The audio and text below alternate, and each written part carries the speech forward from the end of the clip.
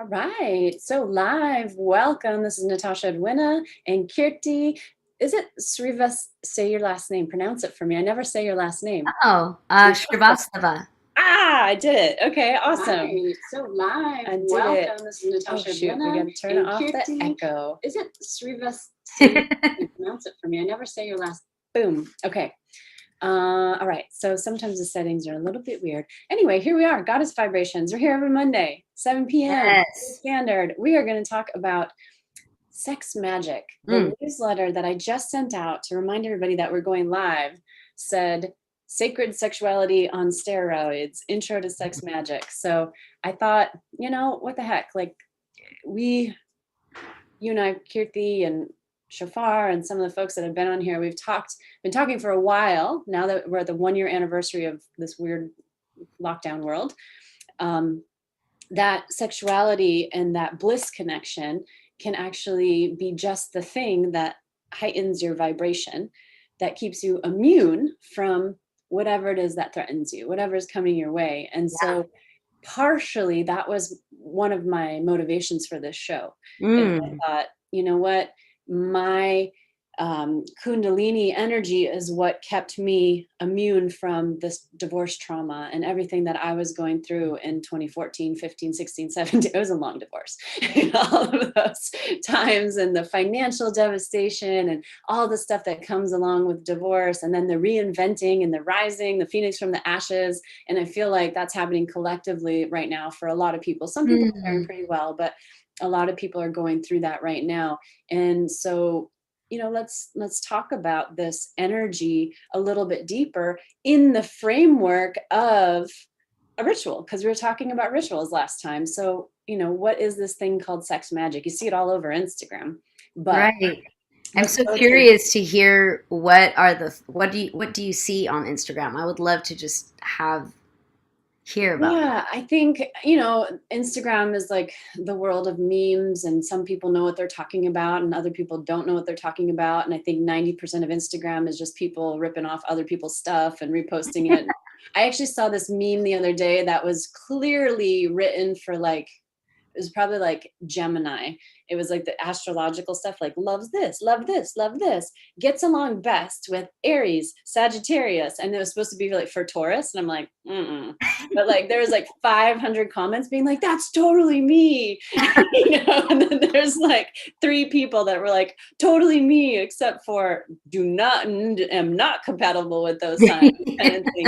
And I was just like, it's so funny. Like, so clearly somebody just grabbed that, wiped out their actual sign, and then plopped Taurus on it and put it on their Taurus memes page. Right. It's just like there's so much of that happening on the internet. So I feel like sex magic is like, they're like, oh, manifest all this money or this cash, or manifest, make your dreams come true. It's always like the quick pill, right? Like the silver bullet to get what you want, and abracadabra, and yet what does abracadabra mean? It means speak your thoughts into existence or something, or so shall it be, or something along those lines, right? I mean, that's why they said it in the cartoon. So there is some truth to putting that energy out there, and I feel like part of the show is talking to people who really know what they're talking about, with these ancient practices. And you're coming at it from, the cultural standpoint, in the embodiment of it. I'm coming at it from, what some of the research literature is saying about sexuality. So here we are. And I think that, I think it's just like another one of those manifestation tools, like The Secret or dream boards, which are wonderful. And I use them, and I don't overuse them and think like just that one thing is going to solve the world's problems.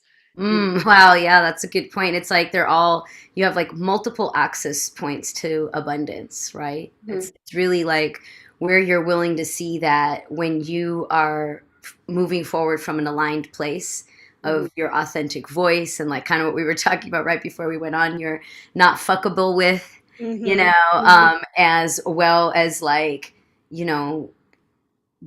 figuring out what that means, and how when you are able to embody that in a way and deal with the emotions that comes with, and all of like kind of the emotional upheaval that you can see from getting into alignment, well, then we can start to see abundance everywhere. But the more we stay limited in seeing that, like, okay, I want to be this way and this is what I want to do, but if you're not willing to deal with, like, well, when you make a shift, like when you move furniture, sometimes when you move your couch, there's like all this dust under the couch, right?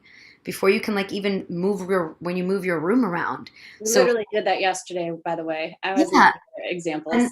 and I think that yeah. Oh, see, we always are on it like that. I Yeah. love because I need to do that. That's Well, what I shouldn't say we. I should say can Rich actually did do. that yesterday. I was like, Correction. he's cleaning out all the cobwebs over here.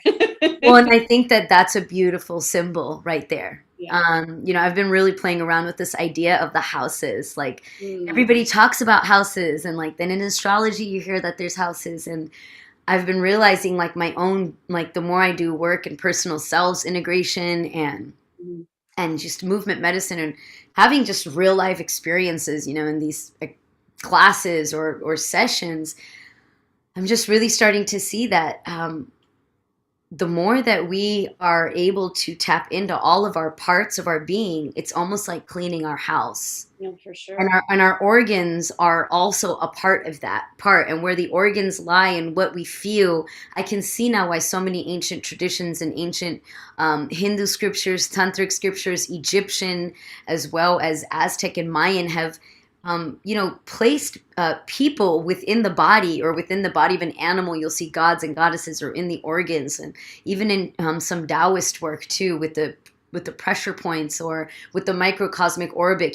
Visualizing that the village really exists within you, and and parts of the village are your organs. I mean, it's gorgeous, right? So starting to really see it that way. So if you're ready to, access abundance, you're going to have to move you got to change something. There's a reason why you're ready, because you want something to change. You don't want it to be the way maybe it really was. You're ready to evolve something. Well, anytime you're ready to evolve something, you've got to expect, things are going to move around. And when you move those things, there's going to be dust. And I think a big part of a lot of the, sex magic or sex ritual or sacred sexuality, it all really extends in shadow work.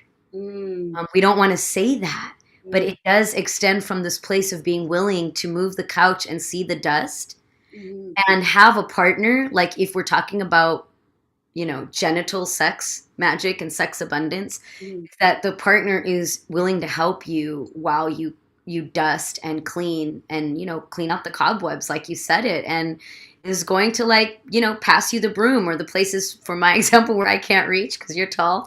My partner will take the broom, right? And get that for me and be willing to push me to a limit where we can see that there's stuff that needs cleaning and neither of us are ashamed of it. Yeah, as I was listening, I'm just visualizing, like, when you have people come over, are you hiding the one room? Are you shoving all the stuff? Like, I do that sometimes. I'm like, oh, well, people are gonna come over. I put all the piles of things in the bedroom. Worst place to store piles of things, probably. And that happens to be the abundance corner and feng shui of my house. But, or do you hide like the one bathroom? You don't let people go in there, or the junk drawer or whatever else. And, are you getting everything? Or is there still some hidden parts? And I'll tell you what, like those memes on Instagram about sex magic, I've never seen one talk about shadow work. It's all the light, the spiritual bypassing the light, and not looking at the shadow. Yeah, I mean, you can do so many ways, and shadow work is ultimately allowing us to see the light, right? And also it's allowing us, I know we have such negative ideas about, and even the word negative, it's like so weird. It's like I wish, like when I launched myself as a dancer outside of the classical Indian world and outside of a box, people be like, I want to come to your dance class. What do you teach? And I'm like, I don't know, dance. Yeah. Why do I have to say it's like a little bit of Indian and Bollywood mixed with West African? And I also like to take from the Rumba tradition and I also like to integrate nature. I mean, that is just like, that's too, just come. Yeah. Come, right? Well, the way that I recently described your class is You know, every time I get like that little sexual shaming or that little sliming on me that happens to women pretty much every day, depending on where you're consuming, Yes. life. I'm like, then I got to go to Kirti's class, pay Mm. $22 and like shake it out, get it out of me. Like, Exactly. okay, now I'm feeling okay again. And then you go back to the Yes. world and you get slimed and you're like, okay, I'm back again. Like shake it out. And Just so like that's the how I animals describe, do. yeah, that's how I describe your class. But also, I know you say that you work in the shadows, and a lot of your work, you're not afraid of the shadows. You're not afraid of deaths. You're not afraid of the shadow. And so many people just hover about the surface because they can't bear to go in there. And probably the ultimate example of somebody who can't bear to go in the shadows would be a narcissist, right? Like their whole thing that they've constructed is it has to be so perfect they can't even face any of the ego stuff, that's so fragile. But you're like, I'm comfortable. That's like that's my home. And when we use the word shadow, what does that mean to you? Because I know when I was first introduced to the term shadow or shadow work, it was through the work of Carl Jung in my master's program. And I had a hard time really understanding. I was like, what exactly is the shadow? Like, oh, you have to face your shadow. And I'm like, I know what my flaws are. Like, what are you talking about? Like it took Mm. me a while to really understand what that meant. So for people who, Mm. haven't heard that term, people who are not on Instagram, maybe, or because this is more popular now, how do you describe the shadow and shadow That's a work? really good question. Well, I think of the characteristics of a shadow, Mhm, right? When we're walking, the light's shining and it casts a shadow. The light is shining on us, but mhm, while the light is shining on us, there's always a shadow. mhm, And oftentimes that shadow follows us wherever we go, but mhm, we're not aware of it. We're not walking around and interacting with it like it is a person or it's an important part to deal with. However, it mhm, is there. mhm, And the more we develop a relationship with the parts of us that we are walking around with but not paying attention to, we're able to receive more sunlight as healing mhm, energy. We're able to actually do that. Now the shadow never goes away. That's the other piece. It's like it's an evolving journey. And what's beautiful is that the more we embrace our shadow and we see it as a part of us, mhm, right? It's a part of our experience and our wisdom code and who makes us who we uniquely are, mhm, then we're able to receive more light and mhm. create more space to receive shadow. I So I hope that makes sense. Yeah, I love the way that you describe it too, because I never really pictured it this way, but I'm having the image when you talk about casting the light of, the sun being in front of you and you can't see the shadow because it's behind you. So you're like, I'm good. Everything's good. There's nothing wrong with me. Everything's happy because it's behind you, you can't see it. But all of a sudden now the light shifts and now the light is behind you, maybe when things aren't going so good or whatever. And then the shadow now is in front of you. So you can see it, but you don't Hmm. realize it's yours. You're like, who is that weird person over there that has that weird, those big hips or whatever? Like you don't Yeah, even know it's totally. you. And so you're literally projecting it onto someone else. And isn't that Mm, what we do with the shadow too? It's like totally. our Yeah. stuff that we don't realize it's there, then we like once it becomes apparent to us, we still don't own it. We see it in someone else. We're like, oh, they do this or they do this. And so the way that it was kind of introduced to me in the sphere of marriage and family therapy work is because you're dealing with like relationships and psychological concepts, is if it's that one person that annoys the shit out of you or that one thing, that's the part of yourself, that's your Mm, shadow that you've disowned and you won't look at, because mm-hmm. otherwise it wouldn't bother you. You'd be like, whatever. And so that is when things start to get real. It's like, oh, like that doesn't feel good. Like, oh man, let me really look at this. Um, Yeah, and you yeah, know that you've not the you've shadow. gotten to bring that even back to the abundance conversation of sex magic. You know that you've gotten the idea of shadow work when you actually look forward to the triggers because you're like, ooh, I get to work through this and become more godlike. Yeah. Because the more triggers that we process and realize that every little thing that bothers us is truly a reflection of us Hmm. because it is our shadow, the Yeah. more we're able to accept that, Hmm. right? And then we can work on that with ourselves and work on that with the help of others should we need it.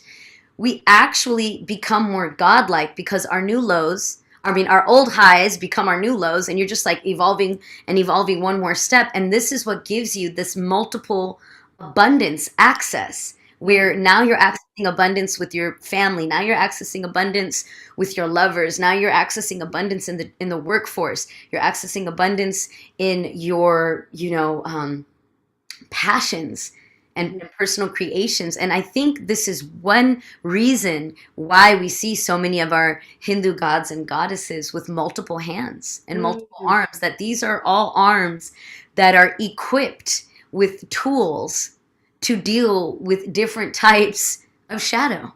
Mhm. That's great too, because during the last new moon, Rich and I completed our new dream boards, right? So next time you come over, you'll get to see. Yeah, yeah, yeah, yeah, I want to see that. His is hilarious because he was very sure to make sure that all the folks that we put on there, that we actually put our actual heads, because we wanted the universe to be very sure that that is us and not somebody else, right? So he's got like most of his heads are like 5 times bigger than the body, so it looks like a bobblehead, and it just makes me laugh every time, which is great energy for the dream board. And I in love and it. of itself, here's me trying to be meticulous and like printing out the paper 7 times so you can get the right size head. It's like Oh we've got God. personality differences too, right? But yeah, it's interesting, like putting that up there and using that as part of the sex magic. I mean, it is sex magic, but it's not inherently sexual, but it's an energetic thing. Yeah. Yeah. Yeah, exactly, exactly. Yeah, and I think the vision boards are a great, amazing tool. Like in Saraswati, the goddess of the arts, or you could say wisdom, knowledge, right? She's got a lot of different, but a lot of times artists and students will have Saraswati, and one of her arms has like the scribe and the paper. It's like activate that part, like work through, reflect on life, like be Mhm. wise. Like that's a part of being creative. And Uh-huh. so all of our gifts, we have to realize that ultimately, this is why I always say the gift of the wound. Like people are like, I don't, a lot of folks Yeah. who might be just beginning their awakening, or they're feeling that calling, they've been home for a year and they're just like, man, like something, I really realized a lot of things about myself, and they're wanting to explore those things.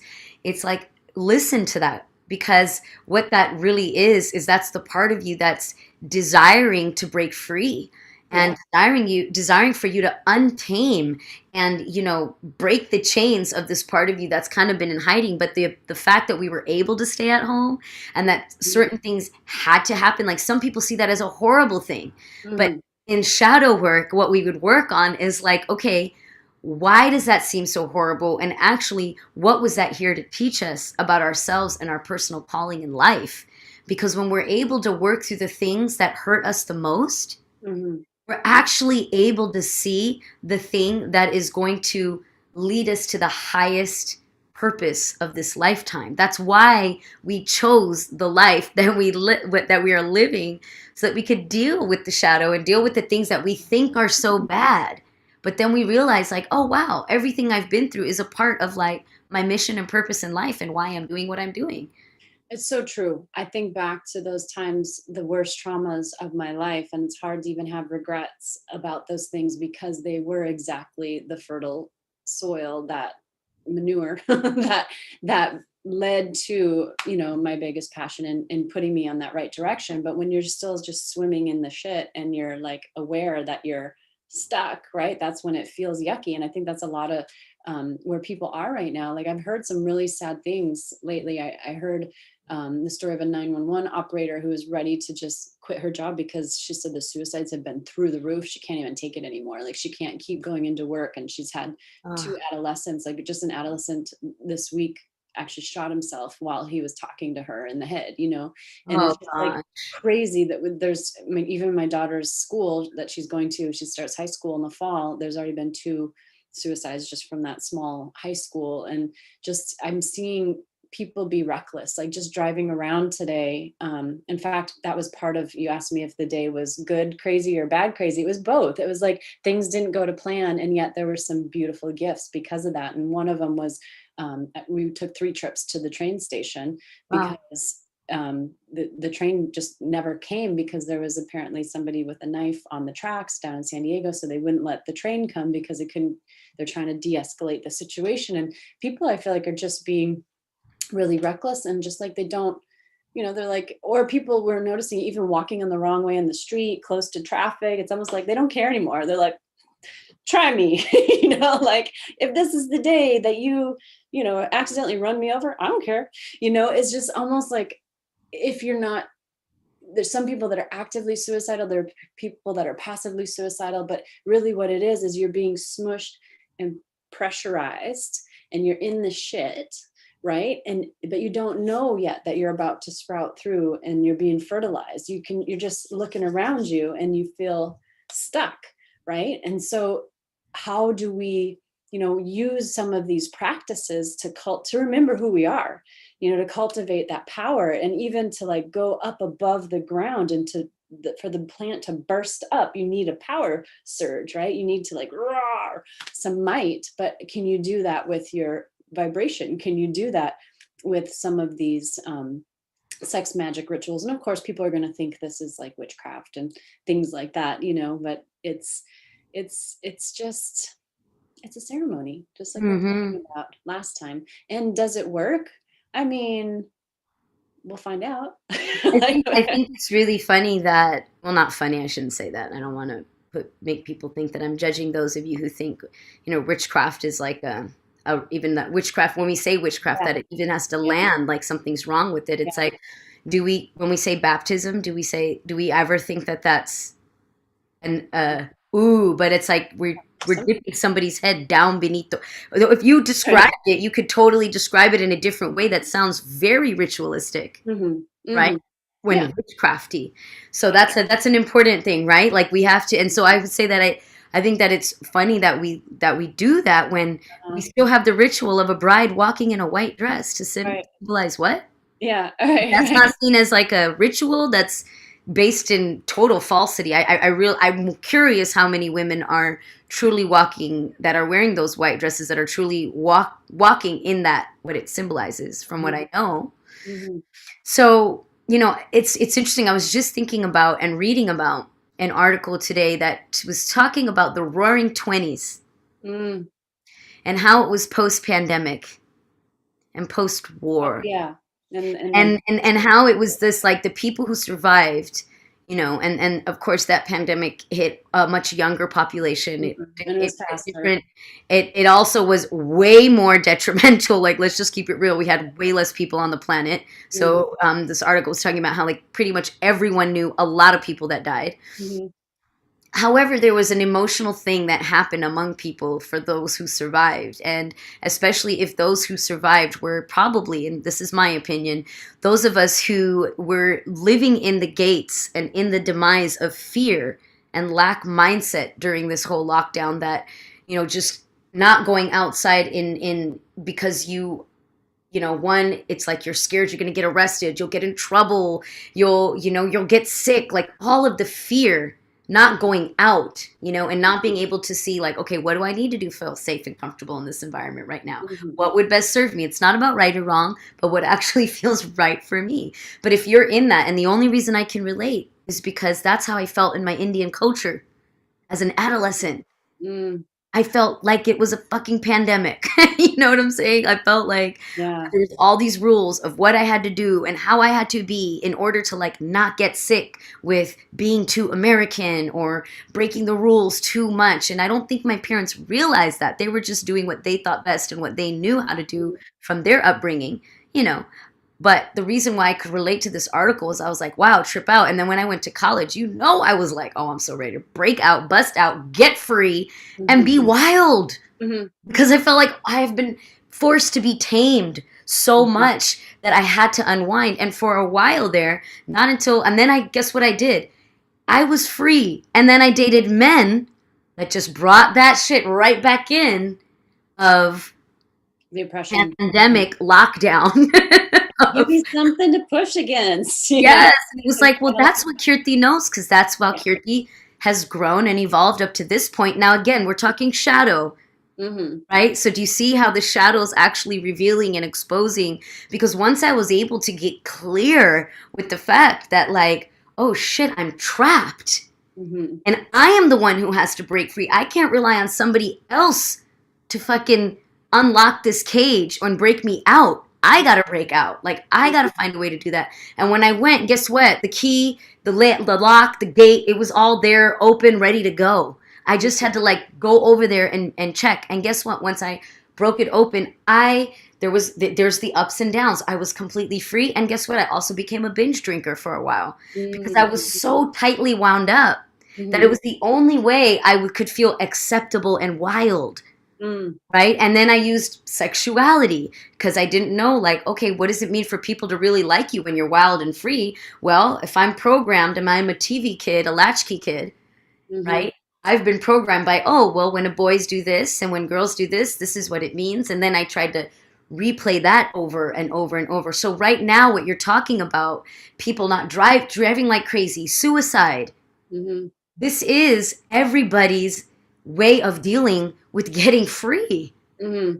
and from rewilding. That's what rewilding is all about. It's tapping into our limbic brain Mm-hmm. and swimming in the emotions of what is really coming up instead of a culture where we are cutting off and we are like drugging, literally drugging our emotions away or drinking our emotions away. And like these days, kids aren't even smoking weed. I mean, that's just like small stuff. Oh yeah. I mean, the pharma industry is mostly responsible for much of these overdoses that are happening with our youth Oh right my gosh. Yeah, the memes that I've found on these, I don't understand I mean, I worked with teenagers in the school district and I do not understand the memes lately that these teens are putting up, like midnight snack with a bottle of pills. Like it's just like, this is cool. Like this is cool, really. This is cool. Like this is crazy. And I'm thinking exactly what you're saying. I'm not even an authoritarian parent because I know the dangers of that. And yet my kids are coming of age in an authoritarian society, so they still have this rebelliousness, right? Because they just are like, because the thing that they most need right now, which is socialization with their peers, is the one thing they can't have. The schools have been shut down for a year. My daughter just started going back last week, 2 days, only 2 days a week, yet they're opening Disneyland, I think, this week as well. So it's just, it doesn't make any sense what we're doing to a whole generation. And so they're looking for ways to escape, ways, like you said, rewilding, freeing. And I have generally good kids, but there's been like a major testing of limits. And they've gotten to the point now where, they're coming in and out of their bedroom window and they're almost like treating it like a sliding glass patio door. And I'm like, I was joking, but I'm like, pretty soon there's going to be some patio furniture there outside of their window. And I'm like, well, if that's the worst thing, like, I guess it's not so bad. You're like, let me build a step for you so you don't break your leg, please. It's just like, it's just super, it's super crazy. But how can we how can we rewild in healthy ways that aren't self Yes, so that's a you great know? thing. So the first thing to rewild in a healthy way is that we've we first got to realize like this isn't anything new, people. Like there's a Mhm. reason there's a roaring 20s. Like life and humanity and all things alive and all things on this planet and all things that are connected to nature happen in cycles. So the fact that we're even just like, oh my gosh, like this, no, COVID is the magnifying glass Yeah. onto which has things that have been happening. People have not been knowing where their food has been coming from. People have not been taking care of their health or their emotions and their marriages and their sex lives and and having relationships with their kids. Don't tell me that this just happened over this last year. Mhm. Those people who have been putting in the work, right? Mhm. They've been able to see new facets and sides of what's been going on, right? But those families who have kind of been living in the entrapped, closed, caged living, and I like to call that just the patriarchy of like burn and churn, for outcome and have really, feeling is not important, thinking the mind is separate from the body, that type of lifestyle, you know, this this last year just forced us to like not be able to avoid and have to like live in your house and see what rooms need redecorating and see what needs cleaning and see what needs dusting. So first thing is like admit that there is nobody to blame but yourself. That's the first thing. We want to other the shit out of everybody. And what's really important is to realize that othering is actually asking us to see like how are we bringing this in right now. So if you're at home and you're homeschooling your child and you are having to go in and check on your child every 15 minutes to make sure they're actually doing their work, yeah, let's, instead of getting mad at the child, there is something that's coming up there. Like, what is the trigger? Right? Like, let's list, like, what are all the things that I'm feeling right now? Well, shit, I'm feeling completely unheard and unseen. I'm feeling disrespected. I feel like I'm feeling that there's a complete imbalance of giving and receiving going on right now. And I also feel like I have no power, powerless. These are great triggers to work off of because your child is not the person who did that to you. Your child is just a reflection that's bringing that up for you right now to be like, okay, like, how do I switch this thing that's been coming up for me with this relationship? Like, how can we work this out? Because this is actually not working for me. But really, it's not working for you because there are things that you have to deal with like your control, your boundaries, probably accountability. Like you've probably, maybe let your the friendship versus parenting piece is probably something that wants to get reworked and reset. And so, as you can see, I'm also a homeschool consultant. So this is a part of my world. And look, believe it or not, this is the thing. I help people with their sex lives, and I help women beam in their lovers. And also I help, parents rebuild their relationships through, pulling them out of the educational system or using the educational system and build relationships with their kids at home. And because to me, it's all the same. It's all the same. Yeah, I get it. So rewilding to like in a healthy way is first realizing that the parts of you that want to be wild, right? There's nothing wrong with you. Because that's why we go into addiction, whether it be sex addiction or drug addiction or food addiction or love addiction. Okay.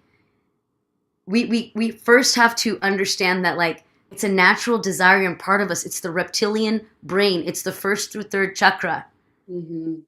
This is who we are.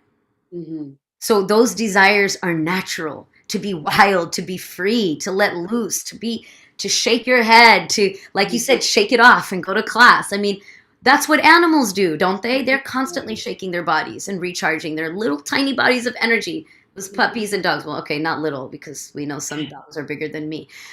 But you know what I mean. Animals are always doing it. Yeah. And when I lost my thought before, but when you were is Lakshmi is the goddess with all the arms, right? Yeah. Well, there's many goddesses with arms, but Lakshmi is the one with the gold coins. Okay, because it's the abundance. She symbolizes abundance. And she would be the one, I would say, would be somebody. I mean, there are so many. There's Kama Devi. There's lots of sexuality is tied into every goddess, honestly, in Hinduism and in Tantra. Like, they're not. There's not like, oh, we have the female goddess that represents fertility. I mean, they all represent fertility. They're all the feminine, yeah. Yeah, they're all different aspects of the feminine. See, they're different aspects of the feminine. Yeah. They're different personalities of us as women, and embodiments. And actually, if you go really deep, the Devi, the word Devi is the embodiment of the feminine energy in the female body. So when we pray to the Devi, we are praying to that embodiment of feminine energy. And actually, Lakshmi, it's beautiful you brought her up because she's a big part of a lot of, I feel like for us, our sexual manifestation magic that we do. But, those gold coins, you can find also ancient and more ancient depictions of Lakshmi where those gold coins are actually grains and seed. Because the original abundance, okay, is actually the earth and planting the seed in the earth. Otherwise, we don't have trees that make cash and we wouldn't have the minerals that make metal. Mm-hmm. And so honoring that, so a lot of Hindus who are devotees of Lakshmi, what they will do is do their Lakshmi puja, but that's why we pray to everything. If somebody gets a new car, they're at the temple, in San Diego, go to the temple, there's a parking spot for a car puja, for a car ritual, Mm-hmm. because it's seen as like it's your chariot. And Mm-hmm. it's abundance. It's made of metal. It's made of all these elements of earth. And so we pray to it that, like, wow, like, thank you, like, this is going to move to take me forward in life. So everything we receive, we're always giving thanks to Lakshmi. And when I teach Lakshmi along with some other goddesses, I love to compare her to Oshun Mm-hmm. of the Orisha tradition, who is also a symbol of abundance. And she is very sensual, Mm-hmm. and it's about the feminine energy. And also she represents the honey Mm-hmm. and the bees, and finding the sweetness in life and reminding us of that. So, her movements are also in that way as well, and the mirror, and seeing the divine reflection and beauty, Mm-hmm. in ourselves. So these two goddess energies are great to bring into sex magic practices. Hmm. And Mhm. Accidentally kind of represented on our dream boards, both of us, because when we pasted ourselves on top of these other pictures, some of the pictures ended up with 4 arms. So Oh, wow. and That's I'm like, very hey, cool. look at that. So Yeah. I would take the time for you all to decide, what do those arms represent for you? Mm, Because you see, the more we get clear on where we want to find our abundance, mm-hmm. then our hands are able to access and Mm, do what we need to do. But we have to also realize that, like, there's not just this realm in reality, right? mm-hmm. So those multiple arms are also like, we're accessing abundance in so many different realms. We're Right. accessing so many different parts of reality that are seen and unseen Mm-hmm. with just our presence and energetic being. So, and that's what you were asking. You're like, well, from just your being, from being like this, things that are like smashed down and smashed down and smashed down, and like, how can we be wild in healthy ways, and how can we like break through it? It's interesting you're asking all that, because I mean, it's like, sounds like the spring season, Oh, for sure. Yeah. right? And so, I mean, I'm always going to go to breath, sound, and vibration. Mm-hmm. These are the healthiest ways. And it doesn't mean that you need to like meditate for 5 hours a day. But even if you just breathe with your partner, talk or make sounds with your partner, and focus 5 minutes of having a vibrational frequency with your partner before you touch, Mm, right. Yeah. please, you're going to transform your sex life tonight. Yeah. And you didn't even have to pay $99.99 for that. $99.99. Yeah. Yeah. I mean, I think we're talking about subtle energy, right? And it's so overlooked because we live in this very masculine world, this very like just do it culture. And if we can't see it, it doesn't exist. And if it's not obvious and hitting us over the head, like we don't even know it's there. And so to even when you say play with energy, people are like, what are you talking about? Play with vibration. What are Yes. you talking about? But it's something as simple as eye contact or feeling, just feeling the energy. And obviously, intellectual conversation is one form of energy exchange, the expression of feelings, and then just focusing your attention. Like we Yeah. talk about focusing our attention on our pussy, like focusing on our organs and just breathing and like giving, where the attention goes, energy flows, just like starting that. How often do we do that and just put that attention there before we even invite touch there or any kind of stimulation? Right. And actually, as you're speaking, I feel like one really, other important piece here is that a lot of times people think sex magic and they think, I need a partner. No, you Mm, don't. right. Mm-hmm. No, you don't. Because actually, the biggest thing is that, like, what? So people who aren't having sex don't manifest and don't have abundance. That's just fucking ridiculous. One, because I've been abstinent for long periods in my life and have had actually the most amazing creativity as a writer and as a dancer. It builds up, that tension Right. builds I up was, because you have a lot of yeah, charge. exactly. And I think I was also a chef at the time, and like my food was banging. Everybody liked my food. I Um, love. so. so I think that that's the other piece is like, once you start to, master things like the microcosmic orbit in your own body, once you start to notice that, wow, I'm washing my dishes, listening to music, and doing my yoni breathing at the same time, or Mhm. every time there's a red light, ooh, how can I touch base with myself and my pussy during this red Mhm. light? I mean, all of a sudden, you want to date yourself like you are looking things that you're looking for in a partner, you're actually finding in yourself, and you Mhm. start wanting to naturally do that. And you can do this while you have a partner or you don't have a partner. I was gonna say, I think it's almost easier. It is easier when you don't have a partner because it's like, I'm all I got. So I got all this time, you know?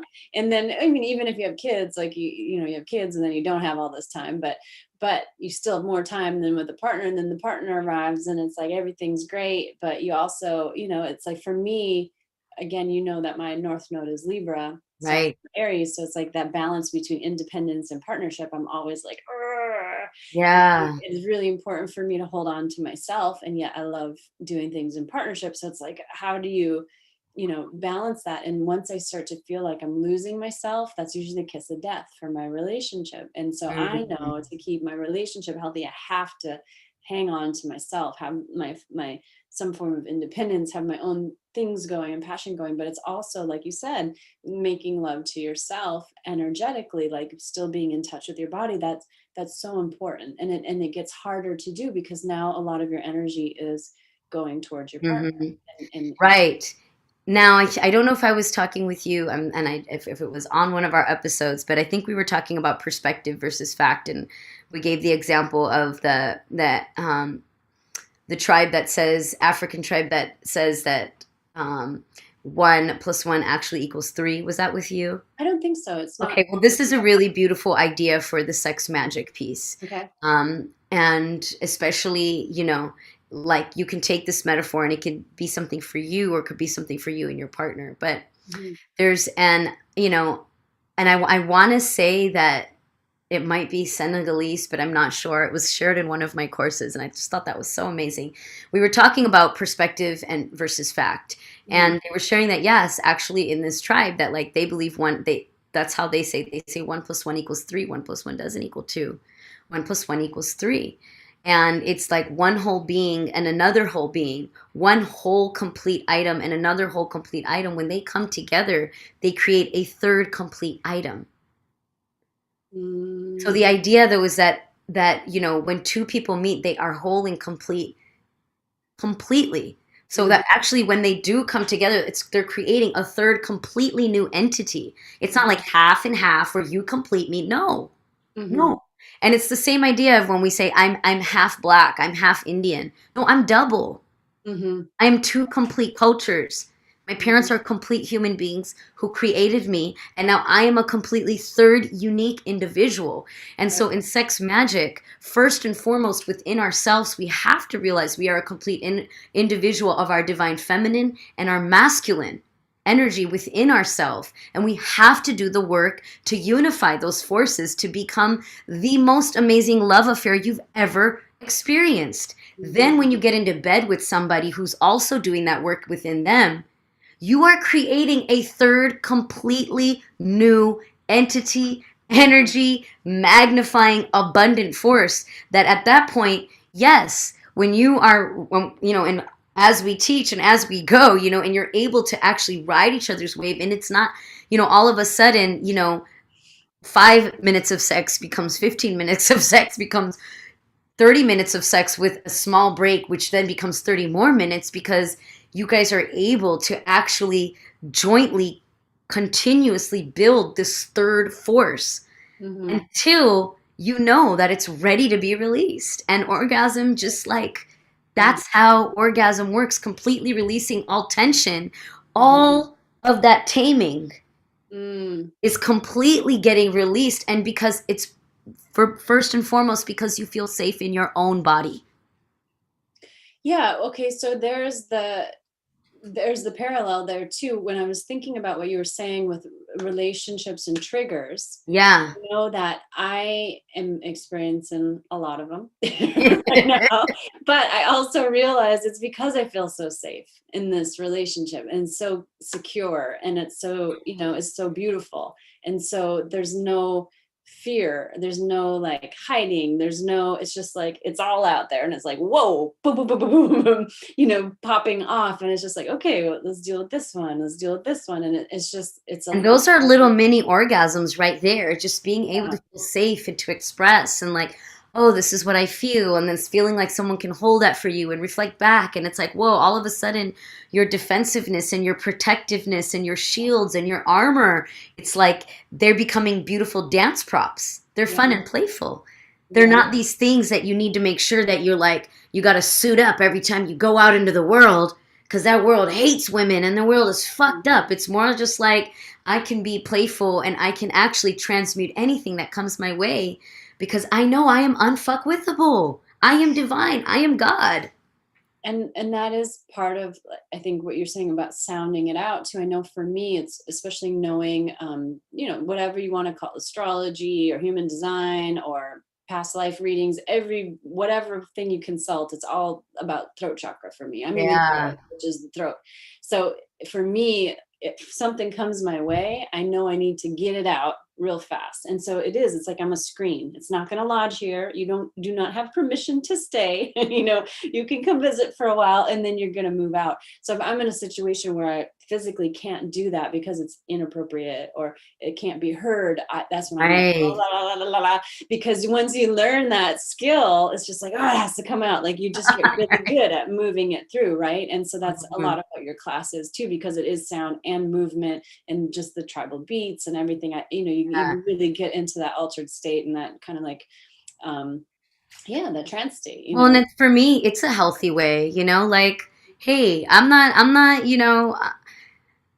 the only reason I'm at the place where I am and I'm still learning and growing is because I've dealt with addiction. I've dealt with disease. I've dealt with my broken heart, abuse, Mm-hmm. my cultural stuff. And that's it's a big thing, I'm an Indian woman and yogi who like, I've definitely been through some oppression and cultural repression from this Indian culture that everybody loves in America. And I'm like, yo, y'all should see it from my side. It's a Mm-hmm. whole different perspective. And, I dealt with that growing up. So this is the only reason, like, I had to go dive so deep into my culture and religion because I was like, there's no fucking way that there's something wrong with me because I was born with a breast and a vagina. I Mm-hmm. know that. I know that there's got to be something else here that's like telling me I am divine and I am wise and that I'm here to do something because deep down I knew, right? So that's we all are navigating that shit all the time. And so that's why I have Sundays. That's why I teach a weekly class every week. Shit. When I lived in Mm-hmm. Brooklyn, New York, and I was dancing with a company and I was like in rehearsals, I would like go to my master, get my college for my master's. Then I would teach because I was also like in like a Teach for America type program. It was called New York City Teaching Fellows. So they put you in a schools to pay for your master's degree. I would teach and then I would go to rehearsal. But I was going from one system to another system to another system all day. I was drinking every night. Mm-hmm. Like before I even got to the train, rehearsal was done 10 p.m. I had to be at work. I had to get up at 6 a.m. the next day to be Yeah. able to get on that train. And that I was in a bar or I was dancing my ass off from 10:30 at least to 2 a.m. Mm-hmm. And you know what? I woke up every day rejuvenated because that was how much I needed to release to get out. When I was touring with DJs, I was kind of known as that dancer. It was like, yo, she does 3 hour sets. She Yeah. doesn't do less than 3 hour sets unless you're ready to book her. Cause it's like, if you're gonna book me, like let me do what I do. I Yeah. come, I show, I prove, I need to work. I learned that was my way to process everything Mm-hmm. with movement and dance. And so I found a way to just like use that Mm-hmm. and make it work. And now I'm in a place where it's like, oh, no alcohol necessary, no club necessary. Shit, the Yeah. club's I inside. think it's so freeing even to get to that place. Oh, it's so good. Yeah. And I understand I had to navigate that part of my life. And I would hope that if any younger people are listening, it's like it doesn't really have to go that route. Yeah. Should it go that route? You have a choice though to not. Yeah. And I definitely feel that now who I am and understanding like, okay, when I'm feeling stressed, I'm like, okay, there's something that just needs to release. So like even today, I had things to do and I was like, ooh, I need to chill. I need to like smoke and chill for like a half an hour to Mm-hmm. get myself, bring my nervous system down so I can be aware of like what's happening, release like this system, like being a homeschool consultant, release like the, entrepreneurship business coach, right? And Mm-hmm. like get ready for live with you. Mm-hmm. And so that meant, okay, gonna have to shift some things around to make sure I can like, and maybe not do something that I thought I wanted to do because that's more important so that I can rewild, Mm-hmm. so I can unwind, you know what I'm saying? And be prepared to like do what I need to do. But if I was to like go X to da to da to and then just like land on the call, Mm-hmm. I'm gonna have a more of a strong desire to unwind because I'm now wound up even tighter. Mm-hmm. And so when you go to unwind, it's like when you twist a swing, when you go and on that swing when you're a kid and you twist the chains, you twist the chains, you twist the chains. Good The more point. you twist the chains, right, your body's gonna fling around. It's the Yeah. same way. You get Mm-hmm. to decide if you want that unwind to be slow and graceful, Mm-hmm. and or it can be, wild. And the truth is, there's nothing wrong with either. Just Mm-hmm. know that you create both and Mm-hmm. be responsible for it. Mm-hmm. So even if you are wanting to, do the sex magic piece, Mm-hmm. and you're going for that, just know that every time, you know you are either engaging with the partner or engaging with yourself, whether it's self pleasure or it's just breath work and embodiment meditation, that truly the orgasm is your complete release of tension, and it's actually allowing yourself to be completely wild and free. And you're talking about those shadows, and it's funny because we're talking about shadows in the show, and I can see every once in a while Shafar's shadow. Like he's always bringing the props, passing by. Yeah, he knows it. He's like, cue the shadow. Yeah, shadow. Did you say shadow? Like here I am, and yeah, He's just peeks on the side. Shadow. Anybody? yeah. Did you summon? Yeah. So, but yeah, it's like you're saying that those are the little orgasms, and when I had Shofar on last, that's basically what he was talking about is making Oh, love cool. is Huh? conversation. Making love is knowing the energy that your woman is coming home in. Did she have a bad day? Did this happen? And how are you going to respond to that? That's Hmm. love to her already, that sort of thing. And his book Sacred Orgasmic Living, goes more into that as well. But it just reminds me of what you're saying. It's a beautiful, beautiful reframe for anybody that is under the magnifying glass right now and being faced with those shadows and traumas and triggers of their partner, that those are little orgasms and little tension release. And then in that actual sex magic, when it's a formal process, you're not just going through the ebbs and flows of life, creating the safety. Yeah. And what you're talking about is like, feeling the vibration and connecting your vibrations first. You're getting synchronized, which then makes you feel safe because you're together. And we talked about when we were in Tulum, what is the definition of Tantra? And it's, Yeah. that unity, that oneness. So how can you already, people want to have this like earth-shattering transcendent sex, but what are you doing before your genitals even touch to already create that unity, to spiral off into the stratosphere? And so some days, it's going to be hard to even get into the space, like you're saying, smoking a little bit, doing whatever you need to do, whatever your ritual is to relax and get into a space where you can even be in that space. And I think it's sexually, and we often, just like being a woman, do not give enough time to honor this more subtle energies of life. And so how do we honor that and create that ceremonial sacred space where you're starting with unity and Yeah. intensifying and then having that big release, which of course it's the building of energy and then attaching your desire. And what I've been told is that when you attach your own personal desires, say you want a house or you want money or you want a car or whatever, when you attach it to the collective good and Right. good for the universe, is when it's going to be more powerful, because it's not just about you and some kind of selfish materialism or whatnot. But I would even Yeah, I say mean, that the folks that are the psychopaths yeah, that are hoarding up all this money, they still are tapped into the secrets of energy. exactly. And Yeah. they're using it, they're still using those principles. Yeah, because we're all different perspectives of the same one universal consciousness, I right? said I And was going to strip down at a yes, as certain point. soon as You it finally got got to warm, that point. I and was like as soon as the psychopaths came out, you're like, I was like, okay. I'm ready. And I can't help but notice too, look at our earrings. It's like Yeah, they're they're very very similar again. yeah, yeah. And Shafar and I dressed as twins last time. Oh, really? That's We both hilarious. had black tops on and like gray acid wash kind of jeans. I was like, how does that even happen? It's not even that I possible know. that I Well, can have because it. yeah, we it's like the being synced up is just being synced up. You can't Yeah, even. can't even help it. Again, but it's energy, right? We're talking about Yeah, unity. so I was gonna say, I mean, just remember, these stories that we've also heard of like bridges shattering Hmm. and collapsing based Hmm. on their design and the vibration of just like a small wave can become such a large wave that we can literally collapse bridges in architecture with Hmm. energy. Hmm. Energy is I mean, it is everything. We know that it's our breath. It's what holds things together. We know that all things are matter. That we know about this.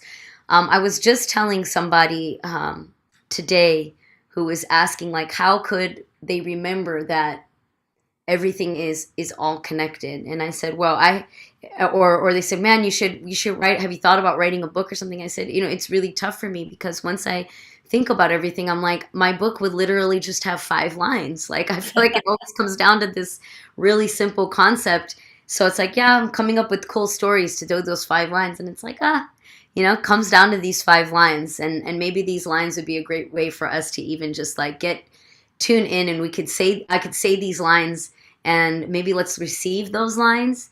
And this truly is something that I think is a great um, guide into just remembering that like you are the orgasm. Nobody else is responsible for your orgasm. Hmm.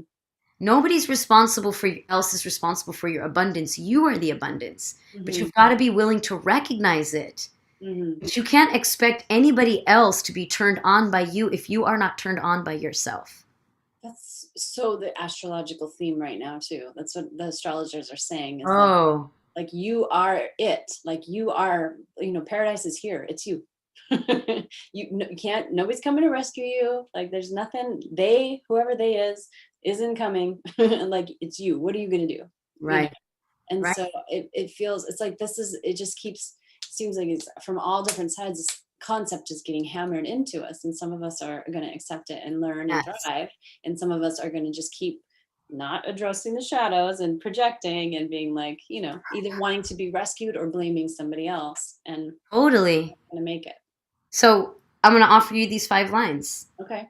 And I'm curious to hear like your thoughts about it as you hear them. And it's a way to remember that like one, all is well. Two, we're responsible for everything. Like we got this. We good. Hmm. It's very basic and simple. So the first line is our feelings influence our thought. Hmm. Our feelings influence our thought. Hmm. So if you wake up feeling shitty, you might, think a lot of shitty things. I'm Hmm. sure a lot of us have experienced that. We could think of examples, a lot of them. All right. So if your feelings influence thought and then your thoughts guide your energy, the thoughts guide the energy. Because Hmm. now the way your thoughts are, they're directing Hmm. like how you're interacting and acting with people. Hmm. Hmm. Correct? Hmm. And now those energies and the ways that you're interacting and acting with people, that energy actually imprints your cells Hmm. because they're actions. Yep. And they're the way you speak, it's the way you are, it's the way you be. It's imprinting your cells. You're telling your cells, well, this is who I am. This is what I do. And those cells then actually create experiences in your body like disease, like Hmm. orgasm, like bliss, like Hmm. anxiety, like depression, Hmm. like joy. They create those experiences. And then guess what? Those experiences generate feelings. Mm-hmm. right? Because then it's like, ooh, that felt really good, or like, oh, that felt like shit again, right? And then that feeling, we add that feeling to the previous feeling. Mm-hmm.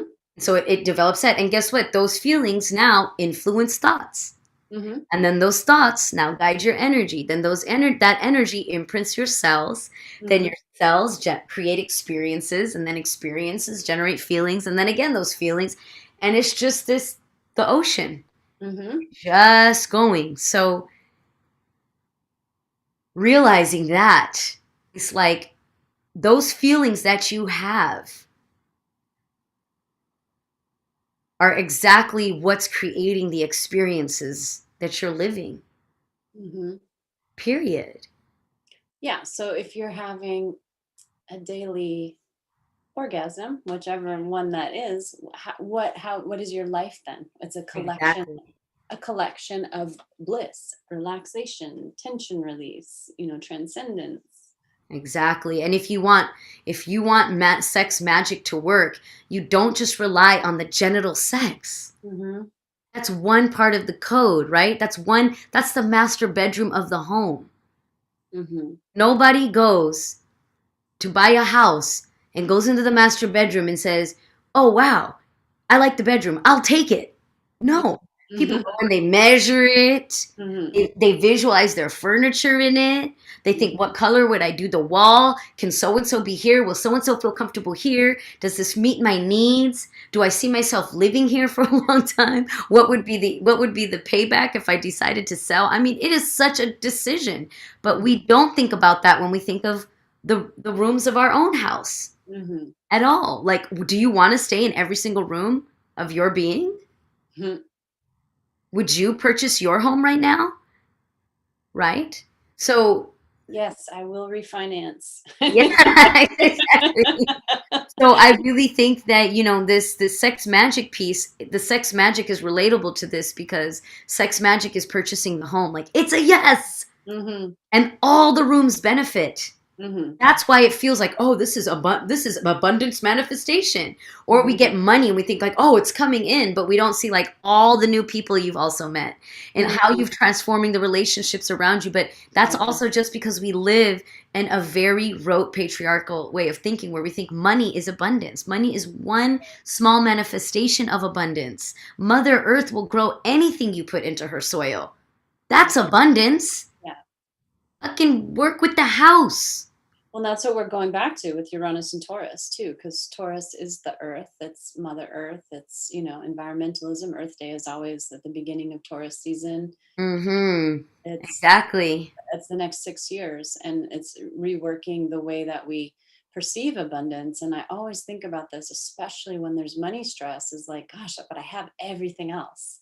Like it's just that one little set of numbers. Like how silly! It's just a set of numbers, but I have everything that I need and more and desire. I have love, I have friendship, I have family, I have, all of these things. My body is healthy, like all, but these are investments that I've made. And so maybe I haven't been so good about investing for my retirement, but I'm investing in eating organic Right. food. I'm investing in the way I move my body. I'm investing in this house that Exactly. cannot be taken away from me unless my life is chosen Exactly. to transition. But it's like Exactly. I can't it can't be taken from me. Same with my education, my brain, the things that I've learned, my trauma healing, all of these skills that I've learned, they cannot be taken from me unless I get Alzheimer's Mhm. or whatever. Right. It's and then even then there's still something there. Yeah, there'll be something new. There's something new that's coming through. And yeah, I love that. I love how you just broke that down. That was beautiful. And it's okay also to want those numbers to grow, because I'm just going to say that to the universe. Yes, Yeah. yes, those numbers Yeah, to it's grow. like, it was interesting because like, yeah, it's just even thinking of like, okay, yeah, we've been trained to think like Mhm. retirement, retirement, retirement. And it's like, I think that that's kind of been some programming by the system that we live in so that we think that, oh, we have to focus on like retirement and like getting that payout and social security. But that's just one system of living that's been presented to us. Mhm. If you look out in nature, there's biodiversity, there's all sorts of type of living that's going on at one time. Why are we as human beings thinking that we need to live a certain way under one system, and why are we allowing that? Why Mm. are we allowing one system to dictate all parts of our living? And guess what? It's actually, that is affecting your sex magic. Because if you're working a 40 to 60 hour a week, it's going to be really hard to do all that beautiful, abundant work of connecting with your partner, making time for conversation, and doing all of that. So it's like you literally, to be on this side of living, to be a sex magic worker, you've got to be a revolutionary and also question the system you're living in. And that is Tantra. And that is Kali. That's Well, what we're asking for you to do, is break free because from that those system restrictions. impacts your vital energy, and that is a current energy currency as well. Yes. Because if you've been working for somebody else for 60 hours, what do you have left for your family? I think that's Right. what a lot of us are learning this past year. Like, whoa, okay, I was really pushing, and now it's like, all right, where can I simplify? Where can I slow things down? Where can I be more efficient with my energy and put it towards what really matters? And think, like I said, nutrition.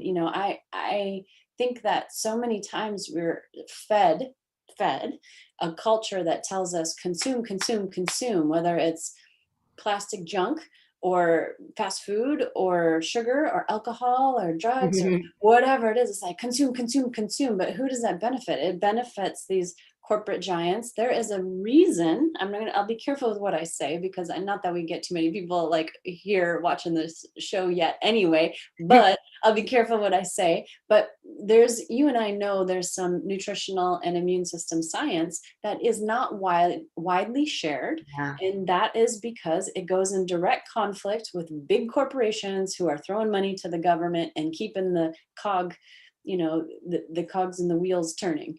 And so they can't share with you that science openly, because it undermines this whole these big corporate giants who determine are successful because of our addictions and our consumerism, whether it's sugar or um, alcohol or all of these things. There's a reason liquor stores never shut down, but other things did, in this whole like pandemic world. So there's things that are going on that rob us also of our vital energy. You're talking about being in your 20s and you were able to drink and only sleep 2 hours, but because you were dancing, you were recharging, you were filtering out those toxins and recharging with fresh energy through the dance.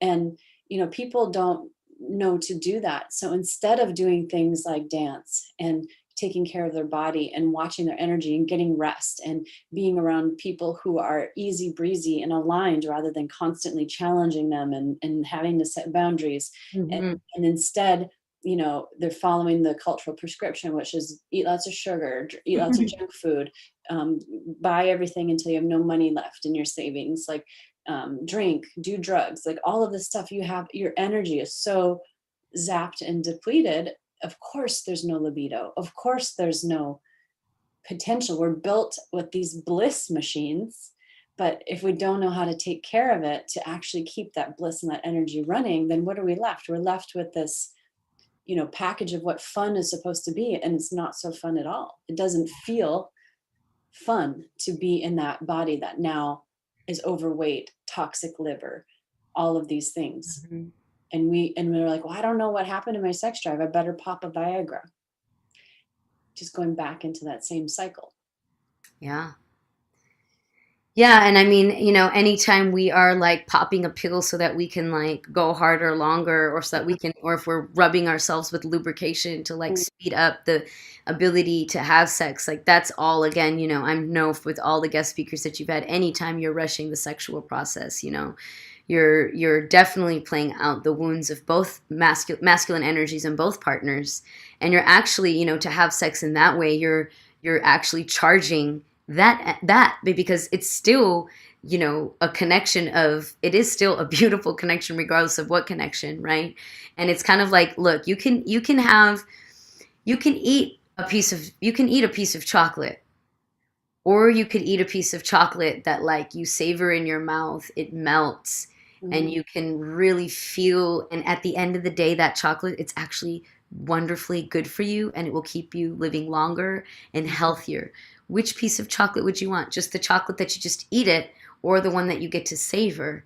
And anytime we have a hit it and quit it attitude, we got to really think about what else is going on in our life, where we need to actually take just a step back and think about why you're desperate. Yeah, I'm thinking even, we started this episode off by talking about sex and bliss as a superpower to help move through some of this craziness and this bliss machinery. But, you know, you also have people that are vibrating themselves until they're numb and they have no sensation. Or, like Shofar was talking about last time, most men are walking around with numb penises. Hmm. They're numbed out, and he's not the first one that I've heard say that recently. Another one of my guests was talking about that with men too, and so then they like have to do this hard, banging, and some of it even has to do with circumcision and cutting off the Yeah, most sensitive parts.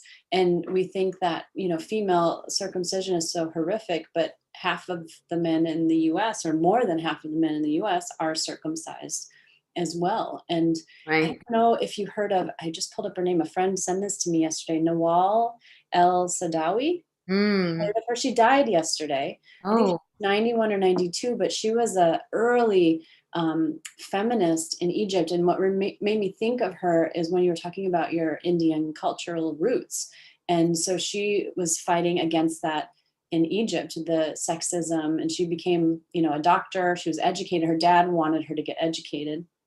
It wasn't super common, I guess, for women to be educated. right. And then she became a doctor, and she noticed, just like Dr. Christiane Northrup, that a lot of her patients developed physical issues when they were in domestic violence relationships. But most of the issues that women were that she was treating women for were because of cultural oppression. It was a direct correlation. And so she's like, whoa, whoa, whoa. And she wrote a book called Women and Sex as early as the 70s. And Yeah. she was like, they called her like, she's like a radical, she was so radical, such a radical extremist that she spent time in prison.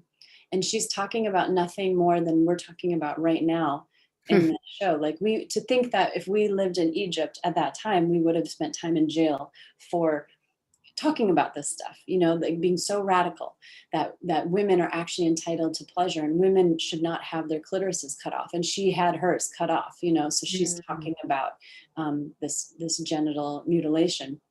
And Wow. she really, fought for rights. She wrote books. She got these prestigious roles in society, but then after she published her book, she was kicked off. And Eh. and she talks about censorship. She's talking about censorship a lot, and she criticized a lot of the U.S. involvement in foreign policy and foreign affairs, because she said it's a capitalistic, racist, sexist machine, Mm. coming and imposing those values all over the world. So it's really. I mean, that brings us to like, I Shofar always say this. It's like, man, if more of the men that are making such huge political decisions Mhm. on the planet, in terms of between nations, if they were having really good sex and were having healing, evolutionary sex, we probably would be in a different place right now. But that's the thing, is that Make all love, of not us, war. Right? yeah, it's just like it's like almost like everybody's taking out, their sexual projections constantly. I mean, I didn't watch the presidential debate. I really didn't want to even go Mhm. there, but I know that when some people asked me, I was like, I just kept getting a vision before even hearing about it. I was like, it feels like, yeah, two cocks fighting, or two boys fighting at a playground.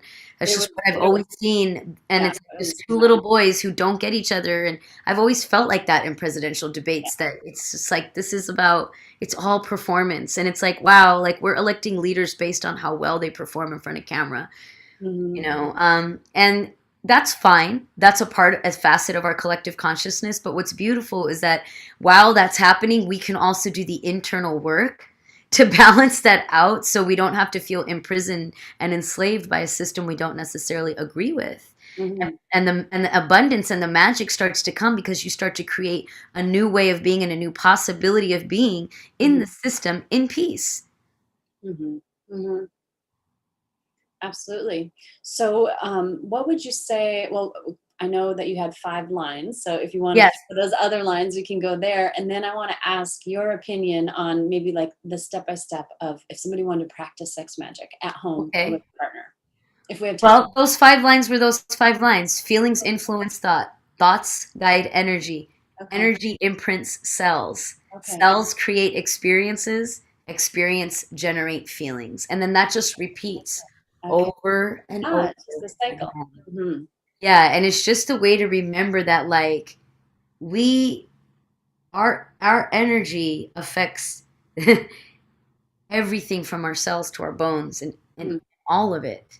And Hmm. that would be a whole different show. I think some listeners might already know that. But if we are made up of the very things that grew from the earth, Hmm. and those things are grown through energy, as we know, photosynthesis, then why would not our own physical form work the same way? Right. Which is, you can't see it, it's invisible, it's just happening. And it goes back to that subtle energy. And I thought again of the metaphor that I shared with Shafar last time, where I was involved in this dance exercise for a men's group, and that's actually how I met Carrie Nola too. I was telling him, and the dance instructor was coaching these men, and Carrie and I were both like these prop females, the feminine or whatever partners, and they were practicing their energetic dance with us through actual dance. And so the dance instructor is telling them, to move towards us, but not until they feel our energy beckoning them in. So they're having to get in tune with this subtle energy. And then, I was saying to Shafar, like I had this partner that was kind of dancing all wild and he's trying to make it fun or whatever, but I was feeling more restricted the more he did that, because now I got to be the masculine and hold the space, right? And so Mhm. he came up and he shared with the gentleman, it's like a whip where you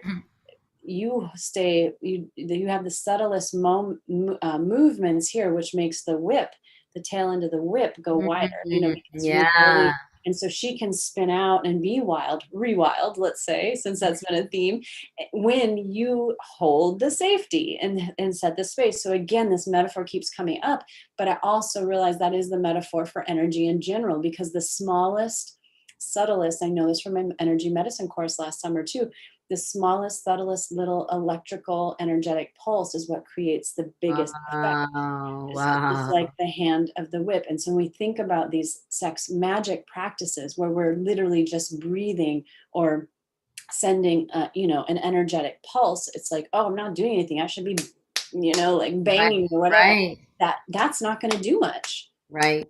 It could even shut down the sensation. But when you are building with the softest, subtlest, lightest touch or energy transfer, it has the potential to like get so huge that, I mean, that's the idea right behind sex magic, is you are combining your energy with that universal Yes, energy and for creation. yes, Creation. yes.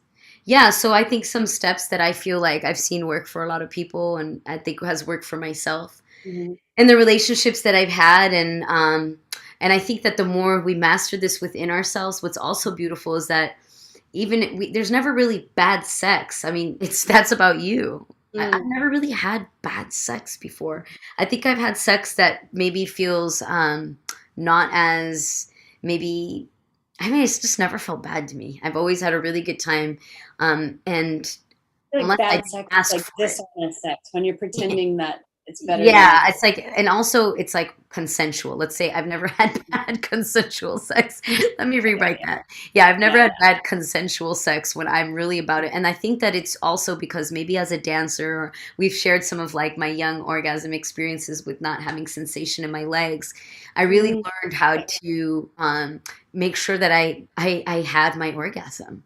And I Mhm. think that's probably why I've kind of always had fun having sex and it was like I know that's not always if I've left a partner because of intimacy, it wasn't because of the genital part. It Mm. was the other parts of The intimacy. emotional intimacy. Yes, Mm. that and the time taken in the bedroom, Mhm. that was a direct relationship to other things going in our life. Mhm.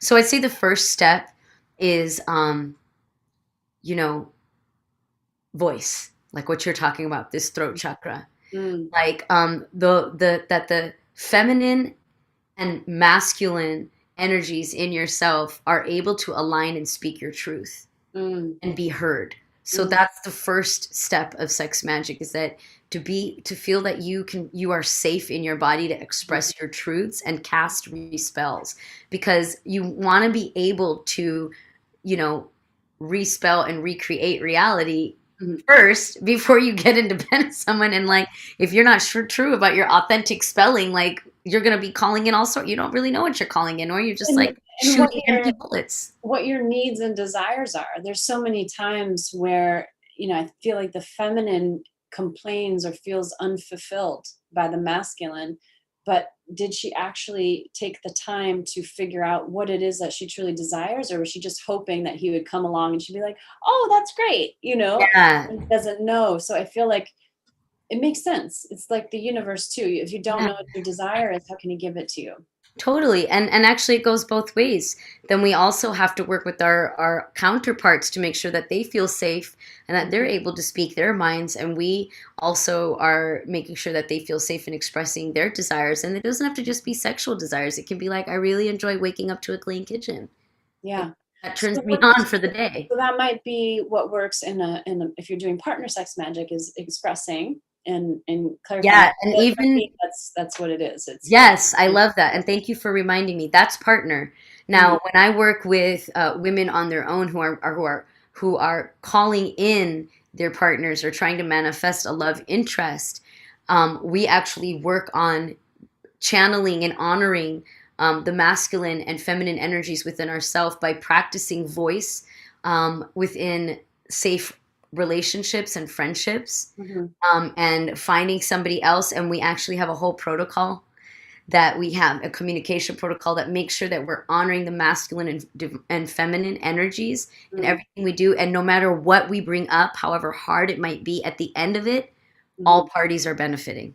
Mm. All Mhm. parts of us are benefiting, and everybody feels heard and seen. And the more you practice this, you start to actually become really aware of the ego and the higher self. And the ego is always going to prevent us from feeling bliss, because the ego is responsible for othering. The ego is responsible for saying it's your fault, and not realizing that actually, no, this is a reflection of me. Mhm. The ego always wants to be right. And And in women, it's orgasm, that ain't manifestation. gonna work. That ain't gonna work. It is not that thing. You've got to completely release and let go, Mhm. right? Mhm. So voice is a really big part of that. Mhm. And then, by practicing these protocols of, and maybe, in a future talk, we could even talk about those protocols. But by doing that and building that safe place, that you are immediately turning yourself onto yourself, because Yeah. you're like showing up for yourself Yeah. and like speaking your voice, and that just makes you wet. And then also, if you have a partner and you're practicing this, you're just feeling really heard and seen, and that also charges up the energy field really well. So once you've gotten there, the next piece is like owning that, like, you created this relationship, you created these places of tension so that you could actually feel orgasm, Mm. and really going into and like you know letting universe, divine, the people around you know that you're actually completely aware and aware that you are responsible and that you create your life. Mhm. So that's a life shift. I mean, and it's a perspective shift that even if you did that for a little bit every day, like, it'll grow on itself and the sex gets better and better. So Mhm. practicing expressing your voice, making sure, like, do you feel safe to express everything, your all emotions? Mhm. That's what it really is about. And then being able to realize that all the emotions you express are actually deep-seated healings that want to occur. But now that you're able to share that with somebody else, Mhm. if you're having sex with them, or if you're able to share that with yourself and process with friends or a coach, then we do, like, when we go into the energy healing work, now we know what we got some shit to work with. We got some alchemy that we can do. We got some transmutation to work on. And if you're with a partner, well, now your partner can actually work on, some sex magic, some tantric energy lacing work, where you can now start to, you both have the shared vision of what you're trying to create and what you want to heal, because Started you've been emotions, talking about started sensations. It's like they operate together. I used to work totally, with and a now you feel bioenergetic. completely safe in the bedroom because you got to like take all the shits all day and Yeah, process. If you don't take a shit and yeah, like no, and you know, let it out, you're going to be constipated and you're not going to have an orgasm. yeah. I used to work with a bioenergetics therapist, so she's working through the different energetic pieces of the body. This is about 10 years ago or so, and she, part of the practice is they want you to slam on a mattress and do all this like embodiment stuff. And this is so not me. I'm like the calm therapist who's like taking notes, listening to all of everybody's crazy trauma and being the calm one, right? Just so in that character, but not realizing how it's impacting my personal life and other parts of my life. And so she's wanting me to bang on this mattress, and I'm like, like I just don't. I have zero urge to pound on this mattress, And she's hearing my history, and she's like, "You've got to have something in there, like this rage, this anger." I'm like, "Nope, I'm pretty cool. Just want to talk about this work dynamic or whatever." And I still, I saw her for so many years that I don't know if I ever fully was able to open up. But I also realized, which is, I want to give kudos to you and your class, is Mm. that she was also that very buttoned up, like didn't share much of herself therapist, because bioenergetics kind of comes from the psychodynamic, which comes from Freud. And it's very much like, I am the powerful authoritarian father figure and you are my Mm. patient. And so that's, she was doing what she was trained to do. But for me to really open up, I need to see the person who's Mm. helping me, the healer, doing it with me. Like, let's get in there. Like, let's go, Oh yeah. And so I feel like in your classes, I know you've even said, sometimes I chant and maybe nobody wants to chant, but I'm going to chant. I'm just here. Join me if you want. And if you do, I hope you do. But if you don't, that's cool too. And in moving your body and doing, all that encourages people. So it wasn't until I started experiencing those levels of workshops, trainings, and then, Mama Gina School of Women in the Arts kind of cracked me open some more, because it's involving all these elements as well. And it's just like all of Mm. a sudden, you realize where those barriers are, those barricades. Yeah. And so breaking Yes. down, and then it goes back, like you're talking about with your 5 lines, it's a cycle. So you're breaking down the physical, then it breaks open the emotional. Now the emotional is open, so then Mm. it helps the physical. And it's just like a constant, It's the again, wave. moving things through and Yes. get stuck. Yeah. Yes, and that wave, that ocean wave is, I Mhm. mean, it's just, the rock. I mean, I think that's why I always am also rocking, because it's like, Me yeah, too. I'm about, always swaying. yeah, it's like the affirmation of like, yeah, everything. And that wave, Mm, that is energy. I mean, energy shows up in waves, sound waves, waves mm, of the ocean. mhm, We have emotional waves, and mhm, then we have like our when we measure the heart comes out in waves. I mean, everything in life is waves. mhm, Every vibration comes in waves. mhm, mhm. We, Yeah, absolutely. It's a wave particle universe. the more we can mimic, that is the magic. Mhm. That is the manifestation. So once you feel comfortable with your voice, now you and yourself, or you. Oh, I see that my connection's unstable, so I'll try You're okay now. You were cutting to. out a second Okay. ago, but it sounds okay now. Okay. So yeah, once you are safe and comfortable with your, partner or yourself, now when you're Mhm, actually having sex, you guys can work through. Now you start to do breath work, and you start to work through those emotions together. mm, That's where it starts, is just the breath work together, and just sensing and feeling and seeing that person as whole and complete, and that they are not that their traumas, and they are not their triggers, that they are actually their breakthroughs, that they're willing to see those triggers, and you hold them in that godlike energy, mhm, and vice versa, mhm, mhm. right? And still, we haven't even touched any genitals yet, Right. but we've already changed so much around us Mhm, that by the time the genitals touch, it's really just the cherry on top, just right. the primal part of us getting our needs met. Mhm, And because of the physics of a penis and vagina and what it touches within the vagina and what it touches in the penis, there's all these physical chain reactions. Or when a woman connects with another woman and is able to touch her the way that she's always wanted to be touched, or when a man is with the man, or any type of combination of connection, what makes it so mind-blowing is the level of connection before you've even touched. Right. Yeah. Well, in the research, some of the research is showing that, of course, because you know it to be true. But Mm-hmm. Ogden, she's passed away a couple of years ago. She was a lesbian feminist LMFT PhD researcher. She funded her own study. It's called the ISIS. She called it the ISIS wheel and the ISIS study. Then the terrorist group happened, and she changed the Oh, name. yeah. But it was integrating spirituality, sexuality Mm. survey. And she surveyed, it was the largest survey on spiritual sexual energy at that time. And I think it maybe 2009, something like that. I'd have to double check.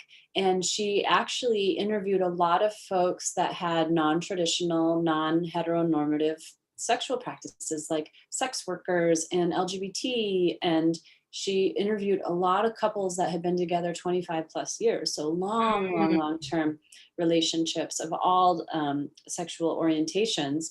And that's exactly what she found, because she was studying extraordinary sex. She didn't want to Mm. study dysfunction or sexual dysfunction or anything. And she also put it together, same as this other woman from Egypt, that it was cultural oppression that lodges in the genitals, that numbs out the genitals, affects the genitals. And so what we think of as women being sexually dysfunctional is actually dysfunctional culture that women are responding to Yeah. physically, right? Because we're like absorbing that energy, we're the conduit or whatever else.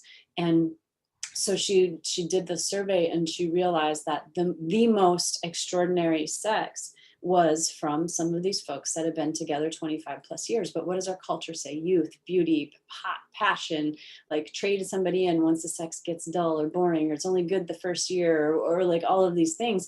But what she found was the opposite. And what made it so good was that energetic connection, because some of these couples, their genitals were not working in the same way that they used to when they first got together. There's like, maybe erection problems or vaginal dryness problems, or these natural things that can happen as the body ages and goes through hormonal shifts. But it didn't change the quality of sex, Mm. because it was in the mind, it was through touch, it was through exploring different erogenous zones. It became even hotter for them than the early days when everything worked. Yeah.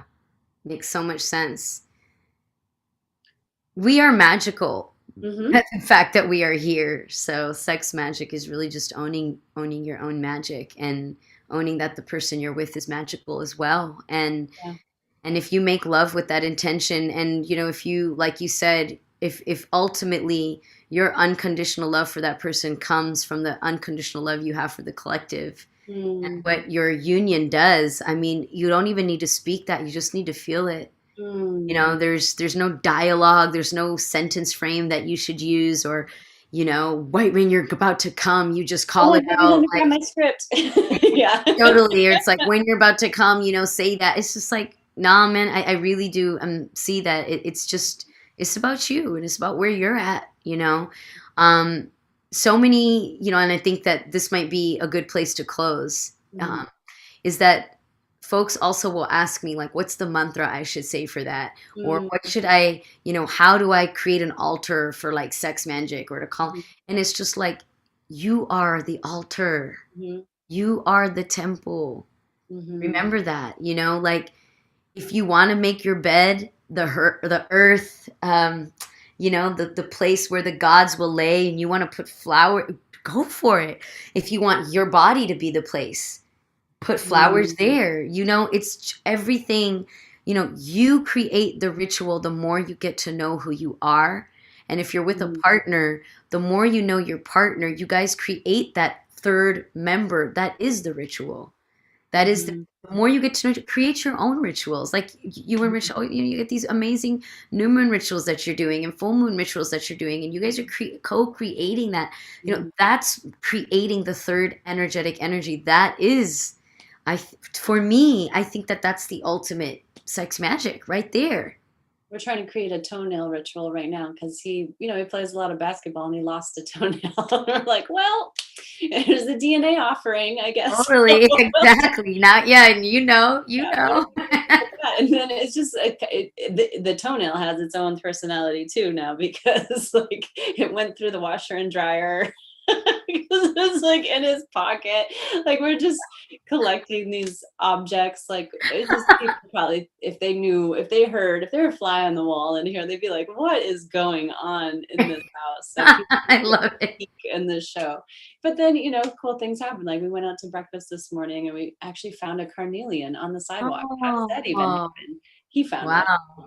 He found it. But it's like, little evidences of that. And of course, then that's the other piece too, which may be for another show, but yoni eggs and using Yeah, the carnelian yoni egg while you're doing the sex magic to amplify. When crystals get squeezed, it amplifies and it enhances energy. yeah, So if orgasm is energy, what is that going to do? It's pretty powerful if you're tuned into that subtle energy of full body orgasms as well. yeah. Wow, it's powerful. Yeah, that I'd sounds love good. to do a show on just that full body orgasms. Totally. Describe Yeah. this. Yeah, I mean, they're so much more accessible than I think people think. It's almost like, you know, I feel like more than squirting and Mhm. the focus that's put on squirting, Mhm. I think full body orgasm is way more something that we as men and women, well, men, I guess they squirt Yeah, regardless, but they're like which, they, as that men and women can both be full overrated body. sometimes too. Right, actually, but I will tell you that with semen retention, that's the beauty is that both men and women get to feel full body orgasms because Mm, by the man, actually maintaining and retaining it, it's just the mhm, same as how we hold it in and take it in and spread it. And so mhm, now you guys can both have full body orgasms at the same mhm, time. It's just like, whoa, whoa, whoa. mhm. What? So Yeah. that's Oh, gonna yeah. have to be And another then there's topic. another third entity right there. Then it's like, whoa, whoa, what's happening? And then having that happen at the same time, it's aligned, and then you have this whole rainbow of pleasure. Yeah. And it Rainbow. lasts for days. Yeah, I love it. I love it. And then our life becomes one big orgasm. So, orgasmic living, sacred orgasmic living. Yeah. Here we go, Shafar's book. So, I shout know. out to Shafar in his book too. I know he said that during the last episode, but you can. What's his website? Is it Sacred Orgasmic Living or is it Shafar? You could go to Osho. Folk Show Osho. Energy Work. Okay, Osho Energy Work. Osho Energy Work, and then his book is there. And Yeah. shout out to your class, which is amazing and wonderful and unique, and never quite experienced anything like it. Very healing. I don't always make it, but it has nothing to do Oh, it's with you. all good. It's Yeah, about you're there. all of the You're other there. stuff going on. I wanted to just, yeah, shout that out again and let everybody here know that you can sign up to my newsletter because I'm going to start doing some in-person workshops again. Now that the Yay. world is opening up a little bit, focusing on stress, not a problem that obviously lots of people have. It's not going to be inherently sexual, but uh, so much of my work is dealing with this is just fun for me, this show, and this is my dissertation research, but so much of my work really always has been about nutrition and stress management to preserve and harvest that vital energy, which then Mm, can be used and enhanced sexually. So that's really where my wow. I'm a meat Oh, and and potatoes actually, kind I of have an announcement. okay. I actually do have something coming up that people could check out that they don't Oh, need to like cool. come to dance class to find out about. Um, so yeah, we just signed with Esalen to do a workshop there, Shamani, Well, Jane and right. I. Yeah, and it's called Embody the Goddess. Oh, wow. And it is going through, the Hindu goddesses, the mantras, as well as going through the Hindu goddesses, and we've installed them into the chakras Mhm. and brought mantras to go with those, as well as bringing in breath, movement, and vibration. So the tantric approach to embodying the goddess, according to the Hindu goddesses. So folks who are like really intrigued by those goddesses and they love singing or they love mantra, this is great. Shamini is an amazing, not only is she a doctor that does like all this amazing progressive work, but she's also an amazing singer, and that's really her gift. And so she's Love. really married song and science. So you're Um, doing a workshop with Shamani? yeah, When is it? When is it? it's July 9th to the 11th. So yeah, and I know that it's going to be limited because it's in person. So if this is something that's speaking to you to like drop into Devi work, bringing the feminine energy into the feminine body, Mhm. and some of the tantric approaches of rewilding, Well, and I would really love that. I'll tell you why, because I've never been to Esalen, but I've been reading about it for 20 years because of course all the psychology new age folks, I mean when psychology and this like systems psychology and marriage and family therapy first was getting started in the 60s and 70s, that's where all the folks were going and they're congregating at Esalen, right? So there's so much magic that right. started out of there. I'm like, what is this place? It's like this freeing whatever. And then when I was learning about Gina Ogden's research, she had a workshop at Esalen, and it was this time of year in the spring, and I was set to go. And the bridges collapsed because of the rain. There was, I don't know if you remember the mudslides that were Oh, happening. interesting. We were talking about vibration and sound. Yeah. Yeah.